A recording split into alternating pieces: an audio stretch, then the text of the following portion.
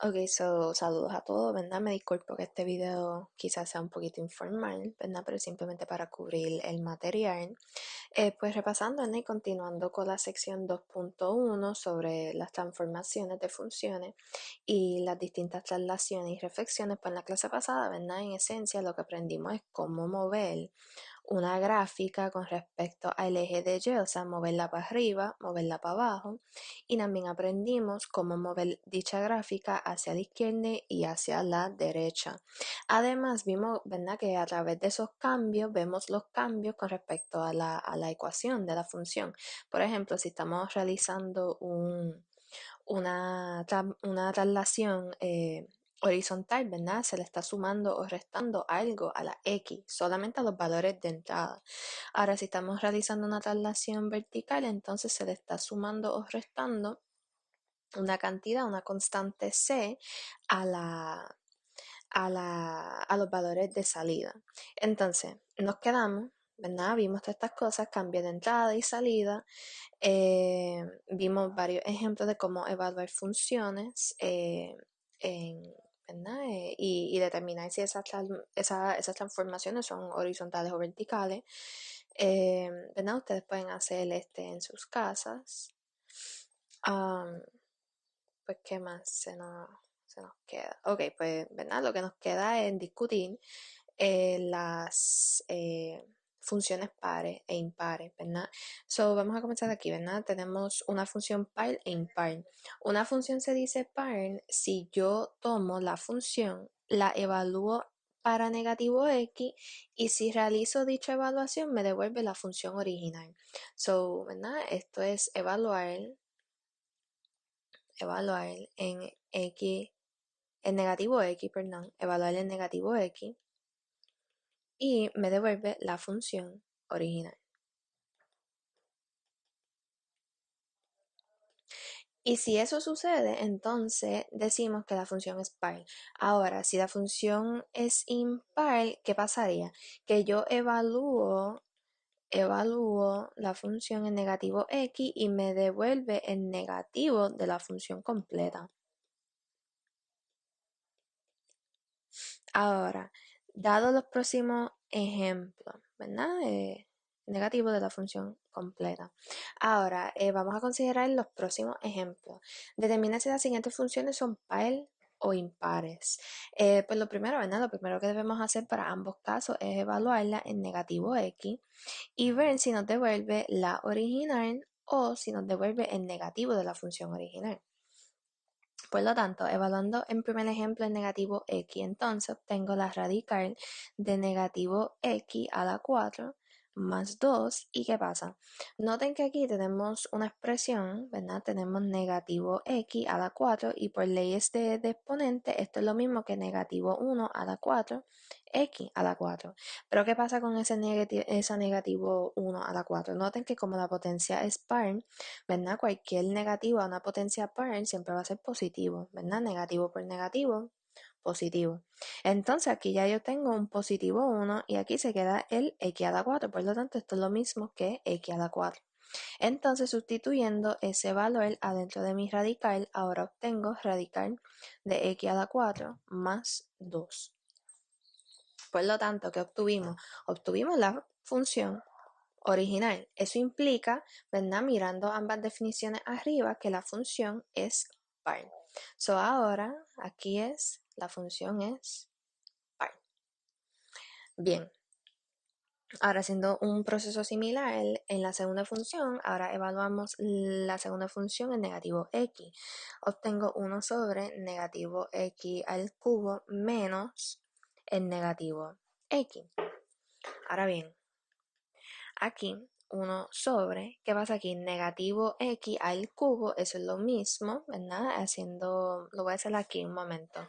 Negativo x al cubo es lo mismo que negativo 1 al cubo, x al cubo, y algo negativo elevado a una potencia impar siempre va a ser negativo, por lo tanto obtengo negativo x al cubo. Por lo tanto, sustituyendo esto, ¿verdad? En nuestra evaluación, ahora tengo negativo x al cubo. Esto aquí va a ser menos menos, va a ser más x. Y noten que en el denominador yo puedo sacar un negativo hacia afuera, ¿verdad? Como un factor común. Y obtengo x al cubo menos x. Y noten que ¿verdad? El resultado final es lo mismo que el negativo de la función original. Por lo tanto, mirando ambas definiciones, vemos que esa función ahora, ¿verdad? Se conoce como una función impar. De nuevo, ¿verdad? Miren el ejemplo, practíquenlo. Simplemente hay que evaluar ambas funciones en negativo x y ver si nos devuelve la función idéntica, ¿verdad? La función original, o si nos devuelve el negativo de la función original. Y luego clasifican. Continuamos. Pues, ¿verdad? Hay varias condiciones, ¿verdad? Para que una función sea par y para que una función sea impar. Vamos al primer caso, cuando una función es par. Lo primero es que la gráfica de la función es simétrica con respecto al eje de y. Un ejemplo de una función que es simétrica con respecto al eje de y, ese ejemplo, ¿verdad? Un ejemplo puede ser la parábola, ¿verdad? Si yo dibujo y es igual a x a la 2, entonces si yo realizo, ¿verdad? La transformación con respecto al eje de y, ¿qué pasa? Obtengo la misma gráfica, ¿verdad? O sea, eso implica que la parábola es simétrica con respecto al eje de y. Por lo tanto, en estos casos así como esta función se conoce como una función par. ¿Qué más? La reflexión horizontal es igual a la gráfica de f, eso es lo mismo, ¿verdad? Que eso es lo mismo, dice lo mismo que el primer punto, simplemente que sea simétrica con respecto al eje de y. Ahora, el segundo punto, el tercer punto que diga. Si tenemos la coordenada x y y en la gráfica, entonces vamos a tener la coordenada negativo y también en la gráfica. O sea que todas estas condiciones, ¿verdad? Son relacionadas con la simetría de la gráfica y pueden, ¿verdad?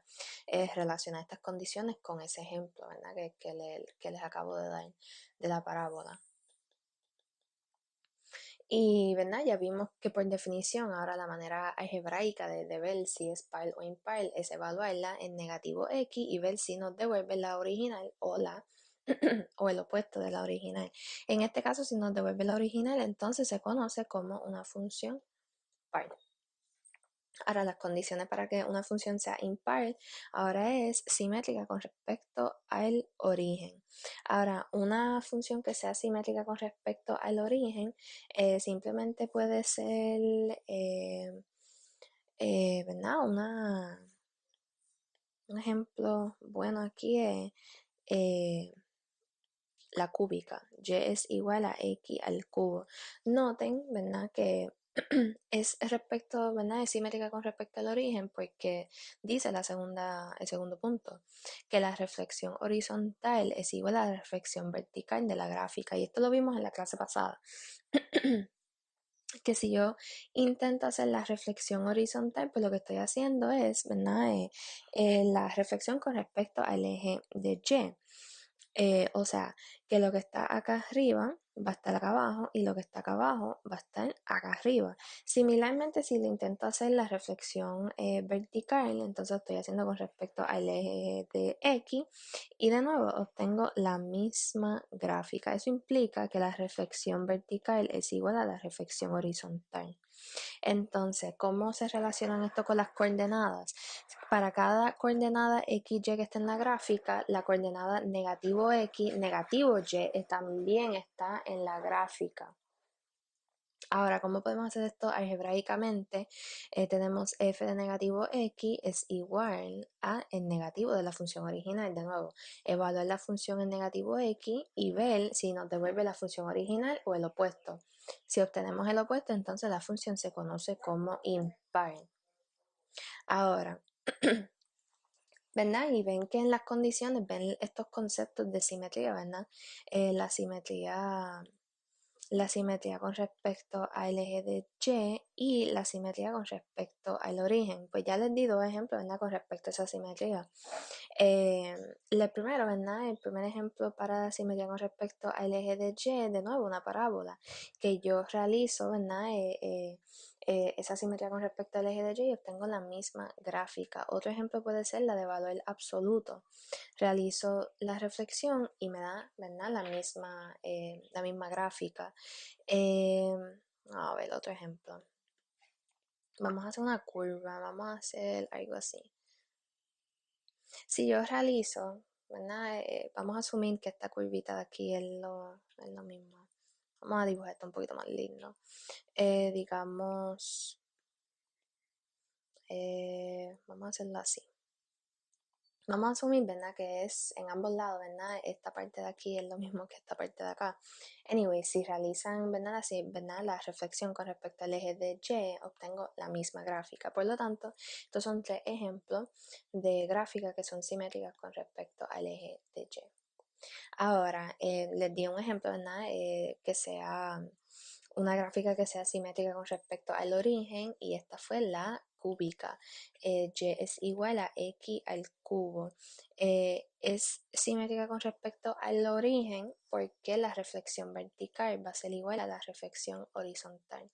Ya yo les di, ¿verdad? Les expliqué en la clase pasada cómo realizar la reflexión vertical y la reflexión horizontal de la cúbica, o sea que lo pueden practicar, ¿verdad?, en sus casas ahora.